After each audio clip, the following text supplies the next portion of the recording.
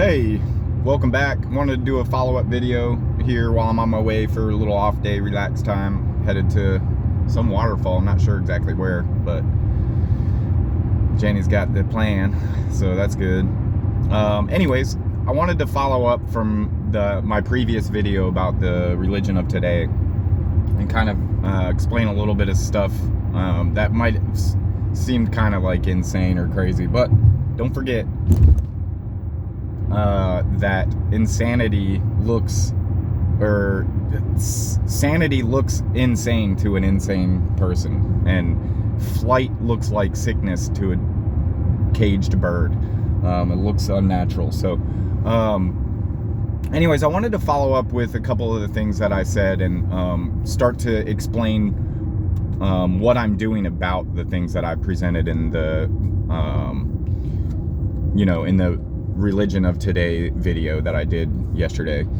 I did end with kind of a crazy thing where I was like, how do you know that death is the nature of reality, and it's just, you're just here and you have your experience and move on to the other realm or whatever is most people's belief.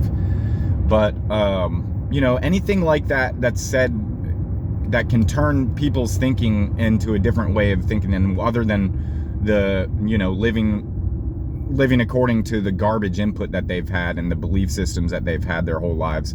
Anything that opens up a door to a new way of thought is a positive thing for me. But anyways, it's, I wanted to talk about like what I'm doing about it. Anyways, I'm seeking to live my life according to, standing up against these systems that I hate, basically. And the system being, authority vested in men. And it takes forms in many different ways. And the main one is obviously the evil cult of ultimate evil, which is, government, authority. And, what am I doing about it?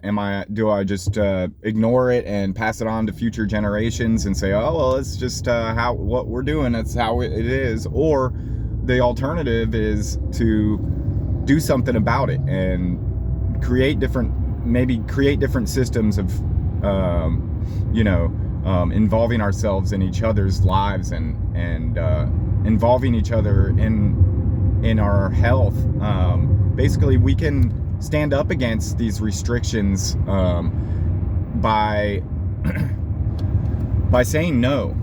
We forgot how to say no. We forgot how to say, I don't support your system of, coercion and theft and brute thuggery under the guise of keeping order. Anyways, I'm kind of getting a little bit off track of what I wanted to say. Is what am I doing about it? I am speaking out. I'm speaking out against the systems that I hate. I'm living a life that seeks to produce goods and produce new ways of thinking and living and caring for yourself and others.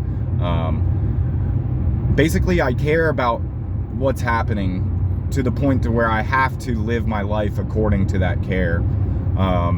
There's no greater hindrance to the progression of freedom and humanity than realizing it and not doing anything about it. So what I seek to do, I joke about, sometimes at work or at the farm, I'll joke about how it's my goal to become an undocumented worker. I think it's a very valuable goal to seek to not have to use money. Money has no value other than the perception that it does. So it's all in our minds. Everything about how society functions at large in the Western, culture is in our minds. What we think, we become. So basically, we think money has value, and we live our lives according to that. We think that there's an authority over us that tells us what we can and can't do, and we live our lives according to it. And when people start to realize this, they lose their control, and they really don't want this. They want us to be distracted and against each other and divide us. But really, the answer is to stand up against it and unite. in our own ways. And you know, there are alternative systems of trade. There are people who don't follow every letter of the law because they understand that authority vested in man is immoral in and of itself, that right and wrong exists without somebody telling me. Rights exist without a document.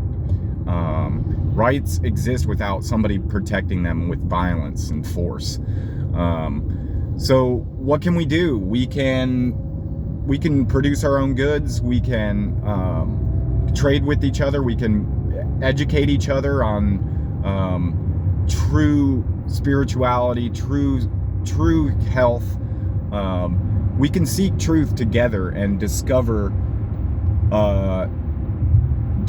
good instead of being force-fed evil and complying and basically saying, okay, this entity has a right to my